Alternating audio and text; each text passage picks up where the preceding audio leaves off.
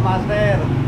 So ngayon Sunday, may gagawin tayo. Samahan nyo ako, pakinig ako sa inyo kung paano i-rewind. 7.5 HP. Hindi ko alam kung Hitachi o Superline na brand to, kasi parehas lang naman ang itsura nila. Samahan nyo ako, pakita ko sa inyo kung paano natin siya i-rewind. Tara. Yan mga master, nakalas na natin. Hindi ko na pinakita yung pagkakalas eh. Gagawa na lang tayo ng video tungkol sa pagkakalas ng magnet wire. Ayan, pagkakalas natin, diretso na natin sa paglilinis. So mahalaga yung paglilinis na yan para matatanggal yung mga kalawang, alikabok. Minsan pinipinturahan pa yan bago i-rewind.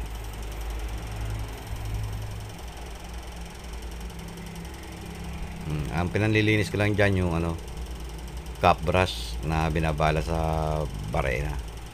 Magandang panlinis siya kasi yung mga singit-singit matatanggal ang mga kalakalawang.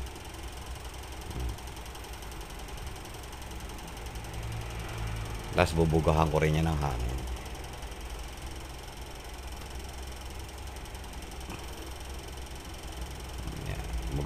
Binugahan ng hangin para matanggal yung mga alikabok sa mga singit-singit. Mabilis lang naman yung yan, paglilinis, lalo na pag may mga gamit kang cap brush.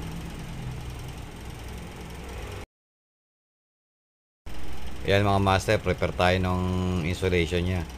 Ang gamit ko dyan yan yung ang tawag dyan mylar. May mga sukat yan ang kapal, yan ang gamit ko dyan 010. Gagawa tayo ng ganyan, yung ganyan size yung inihiwa ko, mga 48 pieces kasi 48 slots yung natin, ang electric motor na i-rewind natin. Gawa tayo niyan 48 pieces. Yan, nung nakat ko yung 48 pieces na 010 na mylar, yan, pakita ko sa inyo yan kung paano maglagay niyan. Nagtutupi lang ako dyan sa yung pinaka niya, minsan 2mm, minsan 3mm, depende dun sa pero yung time na yan 3mm sana yung una kong tupi, kaso nung pagkasukat ko medyo maikse, kaya ulit. Yan, nilitan ko ng konti yung tupi niya para sakto lang. Mas maganda kasi yung sakto lang, walang alog yung mylar, para hindi siya gagalaw. Yan. Yung mylar na yan, pag mga hindi naman masaselan, yan na lang din ginagamit ko. Pero may mga installation na mas maganda dyan, yung kagaya ng Nomex. Yung mas maganda yun, medyo mahal nga lang. Yung mylar medyo mura kasi may mas mura pa dyan, yung piece paper with mylar, tas yung purong piece paper. Maganda rin yun, kaso nahihirapan akong gamitin yun mas gusto ko tong mylar, sanay ako dyan. Yan, nung nakalagay na natin ng insulation yung lahat ng slots, kumuha lang ako ng retasong tanso dyan, sinukatan ko ng molde. Yan, ang importante naman sa pagsusukat ng molde yung yung unang coil mo dapat hindi ganong masikip, hindi ganong maluwag, yung tamang-tama lang. Kasi dyan na naman, sa unang coil mo naman magbabase yung sunod na laki nung ibang molde. Importante dyan, yung lahat nung slot sa loob niya, kailangan hindi siya magiging sagabal doon sa mga susunod na coil na ipapasok mo. Ang pitch niya 1:8.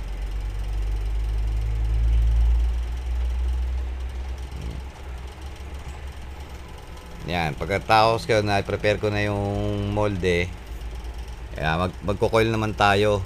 Ang turns niyan yung 1:8, 21, yung 1:10, 21, tapos yung 1:12, 42. Ang wire na ginamit ko diyan, size number 20. Dalawang sabay. Yan. Bali 3 coils siya per pole. Yung bali yung isang polo niya, 3 coil lang nasa grupo. 3 coil per group yan.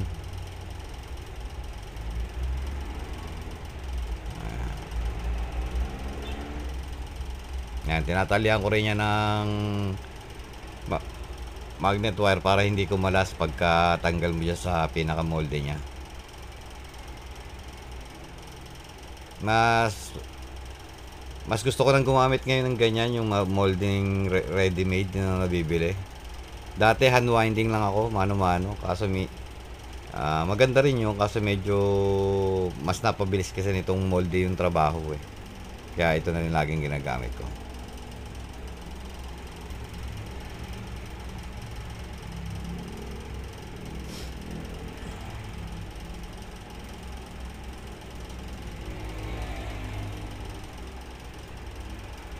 Ang disadvantage lang niya na pag gumamit ka ng molding ganyan, yung pagiging winding mo putol-putol. Bawat group putol. Hindi kagaya ng hand winding, dire-diretso lang. Ayan, magsasalpak na tayo ng wire. Ang unang salpak dyan, yung pinakamaliit, 1:8 ang pitch niyan.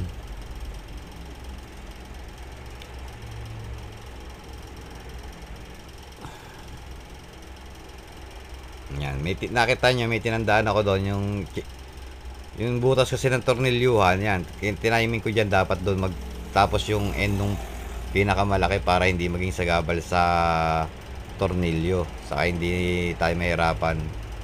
Kasi pag hindi natin tiniming dyan, minsan yung pinakahulma ng wire tatama doon sa pinakatornilyo, magiging sagabal. Kaya nakasanayan ko na, tinatiming ko talaga yung end ng pinaka laking coil doon sa tatamaan ng tornilyo.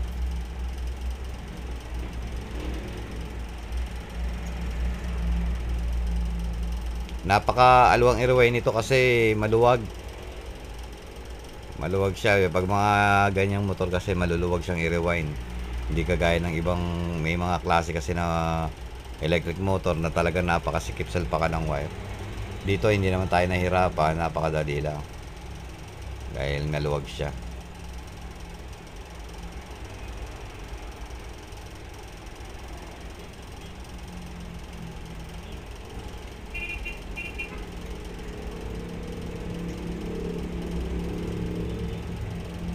Yan, pagka salpak natin ng coil, kailangan natin yan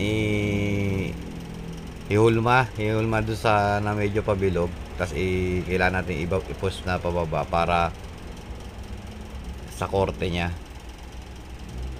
Yung dapat yung taas ng pinaka molde mo na ginamit, kailangan sakto, hindi din ganong mataas, hindi rin ganong mababa, para halos kailangan same as original. Kaya kinukuha natin yung sukat nung taas nung rewind nung original bago natin siya kinalas, kasi yun talagang dapat kailangan mas malapit doon.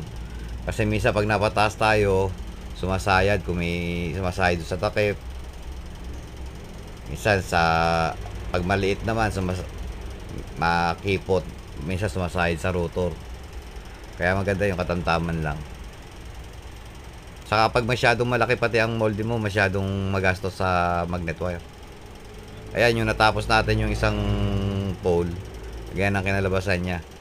So, salpa ko muna siya lahat para yan, kinoil ko yung magnet wire. Tapos sasalpak na natin. Yan, yung naisalpak ko na, yan, ganyan ang itsura niyan. Yang apat na yan, isang grupo yan. Kumbaga, di ba, yan, tawagin na lang natin yung phase A. Yan yung unang group. Tapos susunod na nakapatong dyan, yung second layer nya, yun ang magiging phase B natin. Yan, nag-coil tayo dyan. Yan yung sinasabi ko sa inyo na kailangan yung unang coil mo, kailangan medyo maluwag. Yung labas lahat nung pinaka-slot doon sa nasa loob ng pinakamaliit na coil, para meron pa siyang may espasyo pa yung pangalawang coil at pangalawang layer at pangatlong layer na isasalpak natin. Yan. Pinakamaluwag salpak yung unang layer, yung apat na yan. Tapos itong pangalawa medyo maluwag pa rin yan. Medyo sisikip lang yan pag nanduro na tayo sa pangatlong layer.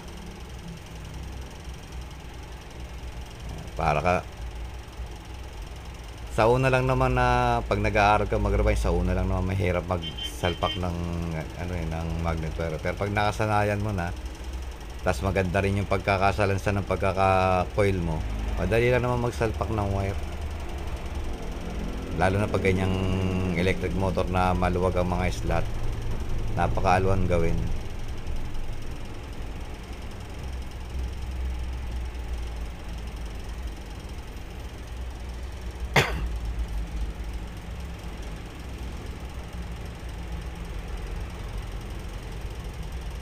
Yan, sinasapinan ko yan minsan pagpapalo para hindi iwas gas-gas ba. Mahalaga rin yung martilyong maliit na yan kasi hindi pwedeng bakal yung pamalo natin diyan, hindi mas okay kahoy ang ginagamit ko yung rubber mallet saka yung plastic. Mas maganda maliit lang para pa yung mga kantuhan mapalo mo ng maayos. Pag medyo malapad kasi mahirap nang ipalo eh. Pero pag malalaking motor, okay, mas maganda yung medyo malaking pampukpo kasi mas may bigat yun eh. Mas madaling uhol yung pinaka-wire na sinasalpak mo. Yan, yung top stick. Nakasanayan ko pag salpak ng coil, saka lang ako nagupit ng top stick. Pero pwede mo nang i-prepare yun, yung gumawa ka na ng marami para ano, dampot na lang ng dampot. Ako kasi nakasanayan ko kung kailan lang pagkasalpak, saka lang ako nagupit. Kasi minsan inahangin eh kung wala sa pinagkakalapagan ko. Yung bali ang sinasalpak natin yan, yung second layer. Bali yan yung magiging phase B natin. 4 na pole din yan. Yung phase A kanina 4 na pole. Yung second layer, magiging phase B natin, 4 na pole din yon.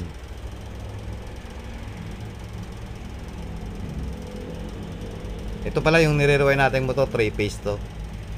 7.5 HP. Yan, 4 poles. Yan. Ayan yung last coil ng second layer. Yan ang sinasalpak natin. Sa mga ano, gagawa ko na lang ng ano yan, ng video, ng diagram sa mga susunod para mas maintindihan nyo.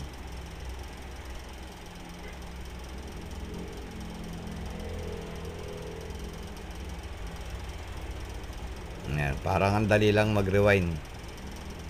Madali lang naman talaga kapag yung maluwag yung nire-rewind, pero kapag yung masikip, talagang pahirapan. Saka hindi naman ganun kalaki yung motor na nire-rewind natin. Sa totoo nga lang, mas magandang i-rewind yung mga ganito kalaki. Yung katantaman lang. Kasi medyo maalwan siyang gawin.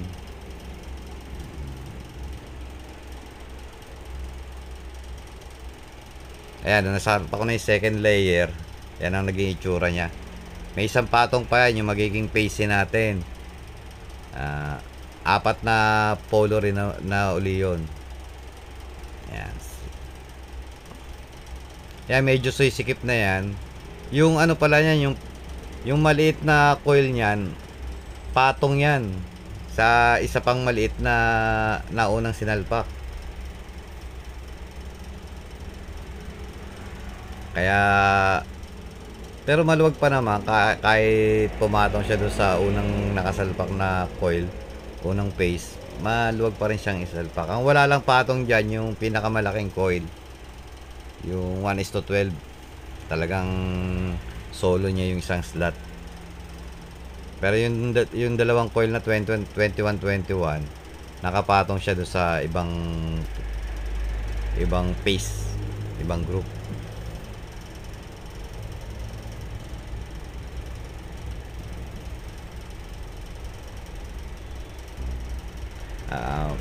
Mga master, yung pag-iikot ng wire, ugaliin nyo, wag nyo hayang nakabalandra yung wire sa harapan, kasi delikado yun kapag yumuko kayo at hindi nyo na nayupi yung dulo ng wire, baka matusok yung mata nyo. Kaya konting ingat lang. Kaya nakasanayan ko na tinutupi yun kasi munti ka na rin ako matusok ang mata ko nun.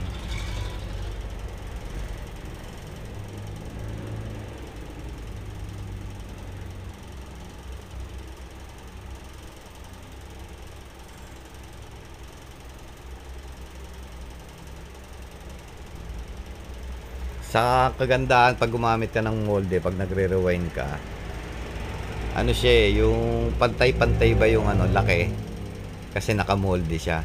Kaysa sa hand winding kasi sa hand winding kasi minsan hindi mo control yung laki minsan napapaliit, depende kasi sa pagkakabatak mo ng wire yun Kagandahan lang pag hand winding, dire-diretso yung pagkakasalpak mo ng wire, walang putol. Hindi kagaya niyan, isang polo, kailangan mo nang putulin.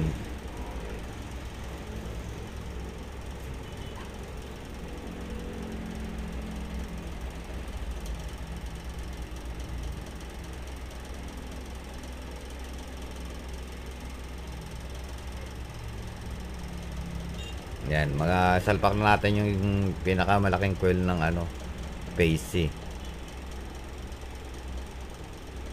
Madaling isalpak, halos pagka baba mo pa lang ng wire, talagang parang walang sabit, kusa siya kung kusa na siya sumasalpak Pero depende pa rin yun sa pagkakakaano mo ng wire, pagkakasalansan mo kung masinsin ba. Kasi pag patong-patong yung pagkakaano ng wire mo, minsan nagkakabuhol, may hirap isalpak.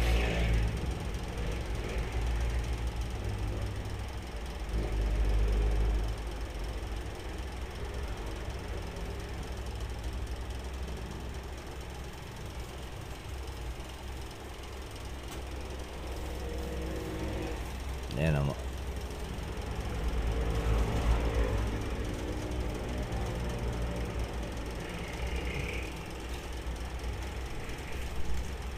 Ayan, patapos na yung pagkakasalpak natin dyan ng pinakamalaking coil ng phase C. Yan yung pangatlong layer yan. Kaya tinawag natin phase C. Ganon din ang procedure, ikukorte mo siya tapos papaluin siya, pupukpukin mo siya pababa para dumikit doon sa mga unang coil.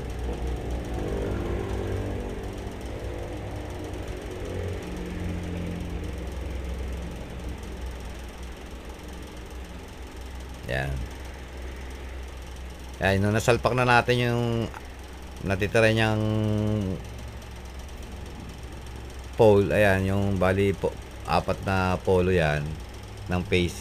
Yan ang naging itsura. O, dito naman tayo, ito yung gagawin ko nito. Ito yung maglalagay tayo ng separator. Yung separator na yan, mahalaga yan. Kailangan yung magkakabukod kasi dapat yung yung phase A, phase B, phase C. Yung halos wala silang contact, mas maganda yon. May mga contact lang din sa maliliit na parte. Laking bagay kasi yan para ma-prevent yung shortage.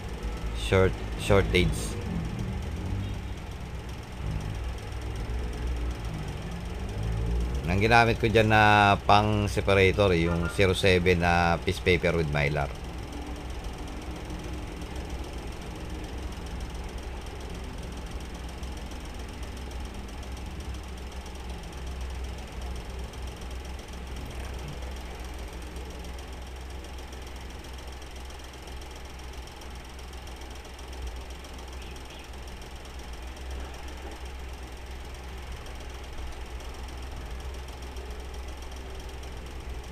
Medyo maano rin maglagay ng ganyan separator kaya yung iba hindi na naglalagay. Pero para sa akin mas the best yung may separator. Nga lang talaga dagdag oras din.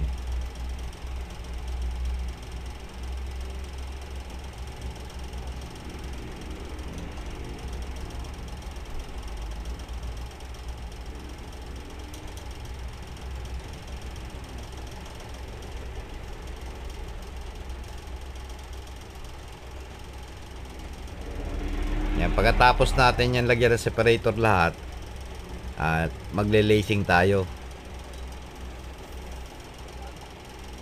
Yung lacing, yun yung pagtatali ng winding. Ayan. Magtatali na tayo. Gumamit lang ako dyan na shoe thread, yung pinakamaliit. Hindi ko alam kung anong size niya, pero yan yung pinaka maliit na nabibili. Bali, cotton siya.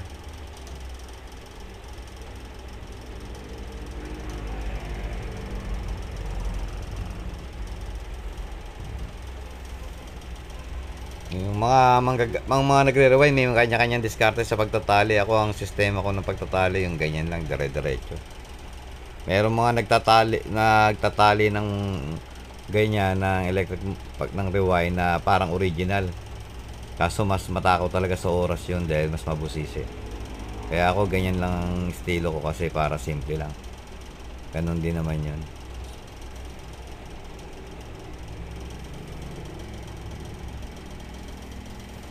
Pero kasi yung ibang nagre-rewind, ginagaya nila yung original kasi mas magandang tignan, saka mas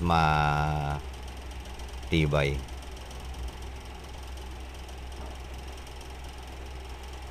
Habang nagtatali tayo dyan, pinupukpok natin sa pinaka-korte nya.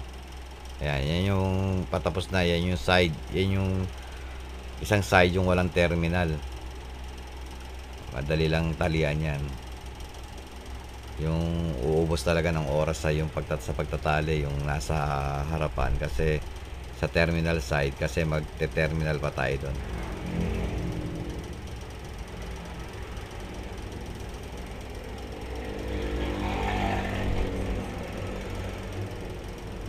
Yan, gumamit na ako ng medyo mabigat-bigat na pamalo. Ayan yung nasa terminal side na tayo ng winding. Ayan, iaangat ko muna lahat yan ng mga terminal na lumabas. Ikukunik ko muna yan.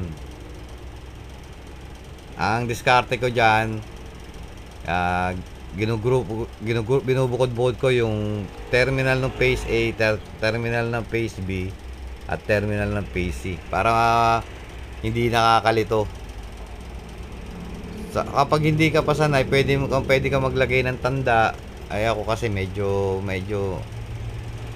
nakasanayan na, hindi na ako naglalagay ng tanda. Sa pagdampot na lang ng wire, doon na lang ako nagbabase.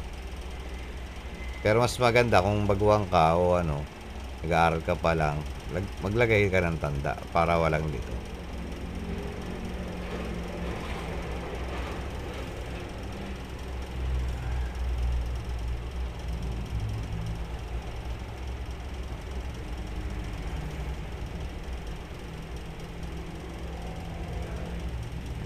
Napakadami kasi na lumabas na yan na terminal. Ang dami kasi bawat polo putol tayo kasi gumamit tayo ng molde. Pag winding kasi mas maganda walang putol, dire-diretso lang. Tayo gumamit tayo ng molde kaya yan naging resulta putol-putol siya. Ayan, binukod ko muna yung nilagyan ko ng tubing na yan yung phase A, yan ang inuuna ko yan. Kukunin ko muna yan sa isa't isa para hindi nakakalito. Yan, gumamit ako ng wire stripper dyan sa pagbabalat ng wire kasi may balat din yan may pinaka-coating siya. So mga hindi nakakaalam, may coating siya. Pwede rin naman cutter ang pang balat mo dyan. Ako medyo atika na tayo ng ganyang wire stripper. Yung wire stripper na yan, nabili ko yan sa Lazada. Connecta lang natin yan. So yung magiging terminal na matitira dyan sa phase A, matitira niya ng apat na terminal lang. Kung nanambiran mo yon, yun yung magiging 1, 4, 7, 10.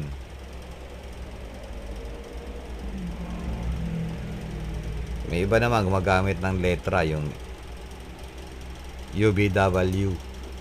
Ako nakasanayan ko yung number sa numbering.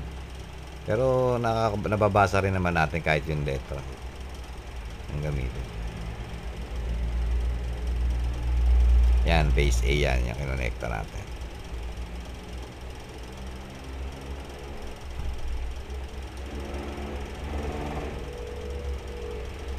Kaya pinorma ko na rin para ma-prepare na siya dyan pagka ano, ihinangan na. Ayan, isusunod ko na dyan yung pinaka ano ng phase B, yung mga wire na dapat i-connecta. Pag nakakonekta mo lahat yan, yung mga ano ng wire, ang matitirang terminal dyan, ano, 12 peraso. Yung 14710, 25811, saka yung 36912. Yun na lang matitira dyan. Pero ang connection kasi ng motor na yan, ano 2 delta. Tapos 6 leads out lang. So bawat terminal, dalawang wire ang ano nakakabit. Kuwari, yung isang wire magkasama, kasi for example yung 17410 magkasama yan. Consider na isang terminal yan. Yung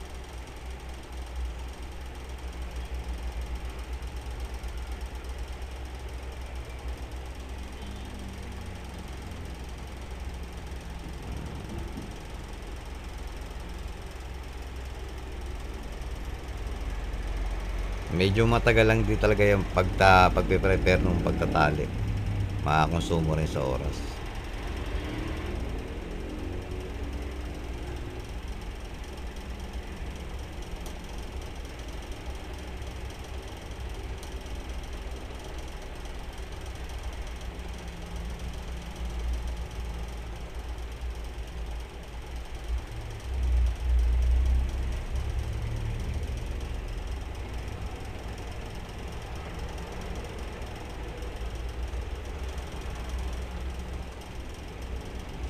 Pag medyo may oras tayo, gagawa natin ng wiring diagram yan para sa inyo, sa mga gustong matuto.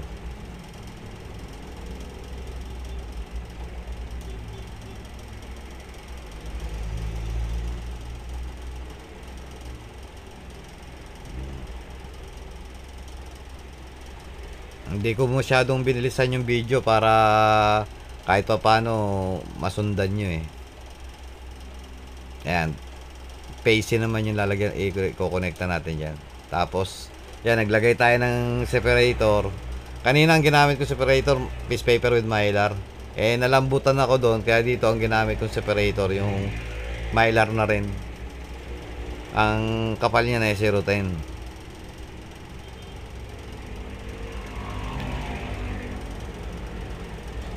Medyo nalalambutan kasi ko dun sa sa piece paper with mylar kanina na 07.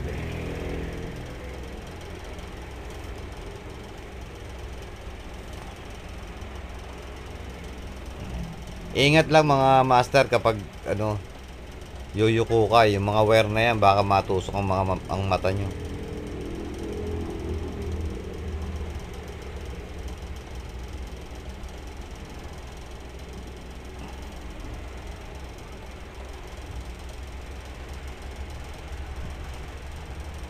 Ayan, pag naayos na natin yung terminal na yan, kailangan nating hinangan yan.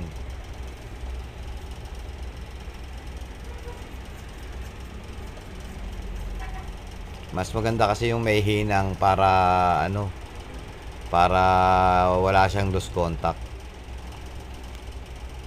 Saka hindi siya amagin kagad. Kakaamag din kasi yung ang magnet wire lalo na sa may bandang terminal, lalo na pag may kakaroon ng moisture.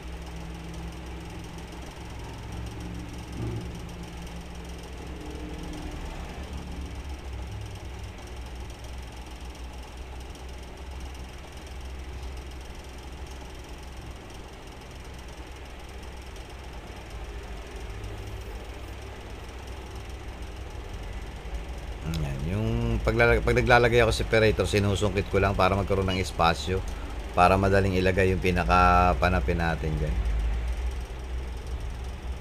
Ang connection natin, ulitin ko, 2 delta. Ayan, naghinang na tayo dyan. Kung mapapansin nyo mga master, parang nakahiga na yung mga tubing, no? Inano na yan, hinulma ko na yan para pag nagtali tayo, madali lang. Hindi siya sagabal, saka sakto. Pag nahinangan ko lahat yan, tapos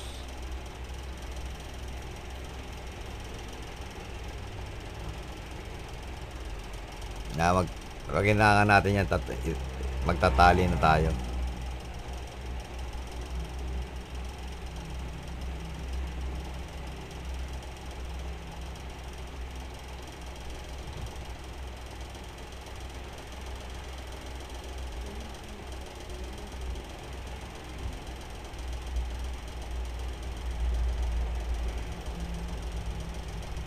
Mas maganda pag naghinang tayo dyan mga master, yung lutong-luto para walang matulis na parte ng pinggan na ano. Kasi pag medyo hilaw, medyo matulis, puro tulis eh. Tapos lalagyan natin ganyan ng masking tape. Bakit nga ba masking tape ang ginagamit natin para sa yan, hindi electrical tape? Masking tape kasi mas matibay sa init yan. Saka yung electrical tape pag ginamit mo dyan, nadakta yun eh. Baka maging dahilan pa ng short circuit. Yan, pagka lagay natin ng tape, tubing naman.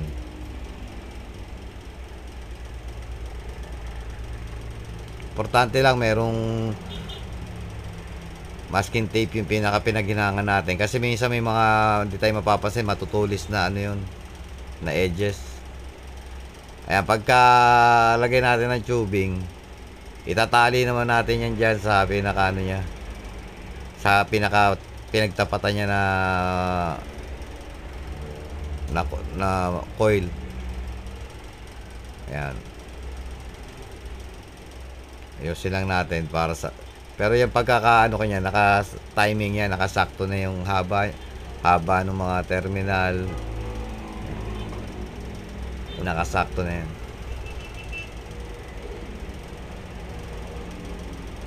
Yung mga dugtong natin connection na extra yan, nilalagyan din natin ng tape yan, saka ng tubing. Yan, napansin nyo, itinatali ko para mamaya pag nagle-lacing tayo, nagtatali, hindi siya na makakasagabal at hindi na siya magbabago ng pwesto. Mas magandang mas madali siyang i-manage na itali.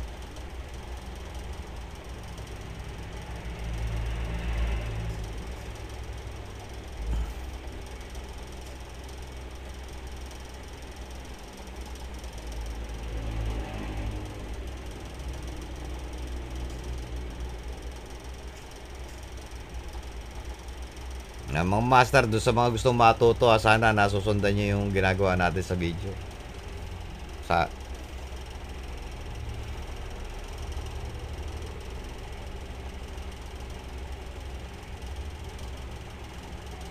Yan, tatalian ko rin yan para hindi na gumalaw, para hindi na mawala sa pwesto.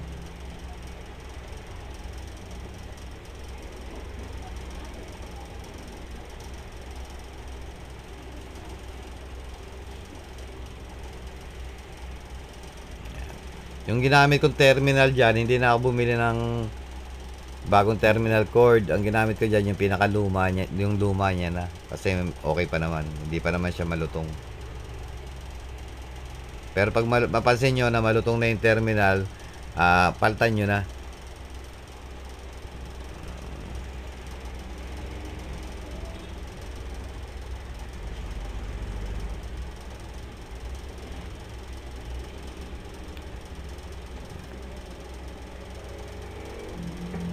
Yan, magle-lacing na tayo dyan. Tatalian na natin.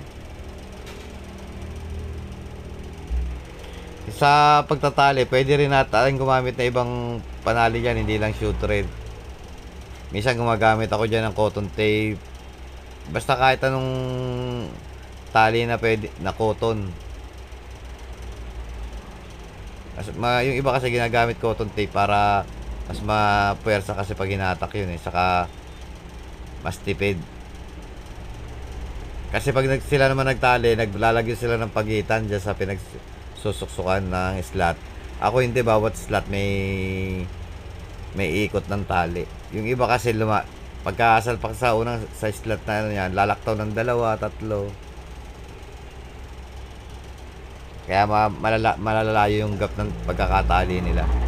Ako halos dikit-dikit kasi lahat ng slot iniikutan ko ng pinaka shoot thread, yung pinakatali.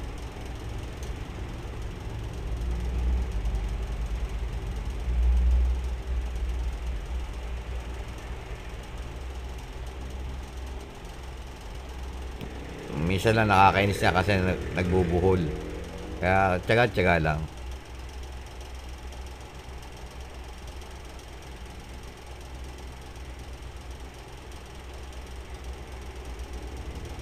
Ayan mga master, patapos na natin siyang itali.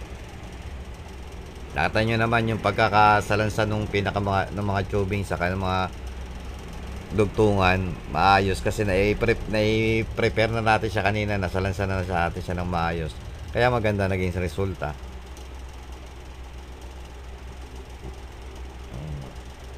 Mahalaga din yung pagkakatali, kailangan maigpit din. Para saan ba yung taling yan? Para yan sa ano na hindi mag-iwaiwala yung pinaka-winding natin. Saka para wala ganong vibration yung pinaka-winding. Para maging intact siya sa pagkaka-varnish natin. Pero pag may varnish naman, minsan kahit na puputol na yung taling yan, okay lang. Kasi matigas na yung varnish eh.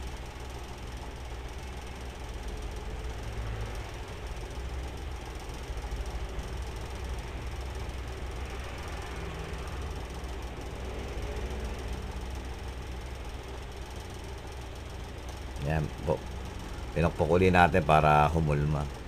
Saka yan yung inano ko ng ano sa gilid. Kinukorte ko, iniiwas ko doon sa butas ng tornilyuhan.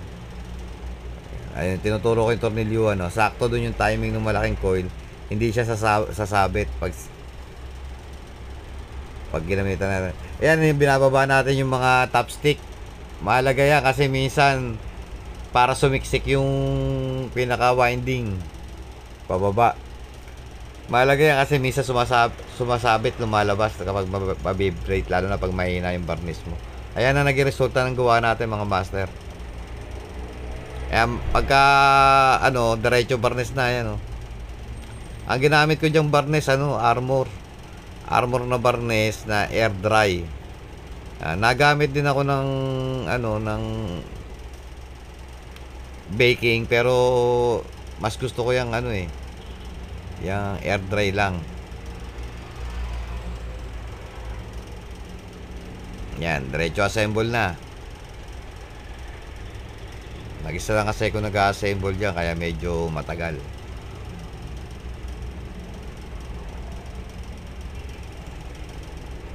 Niingat din kasi sa paglalagay ng rotor baka sumabit.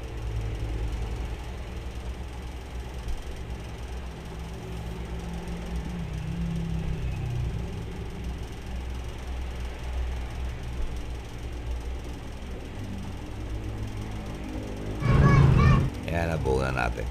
Ayan, testingin na natin mga master. Okay na. Walang load yan mga master, ha. Ayan, umandar na mga master.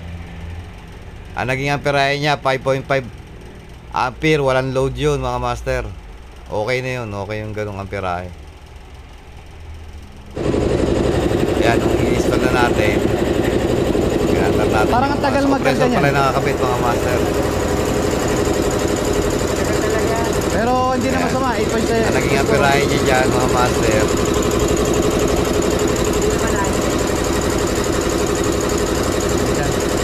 8. Dito talaga hangin yan dati. Ang naging amperahe niya dyan mga master. O, so nasunod naman yung color coding. Ayan mga master, tapos na ating video. Maraming salamat sa inyo. Pa-like and share na rin po. Salamat. 8.3.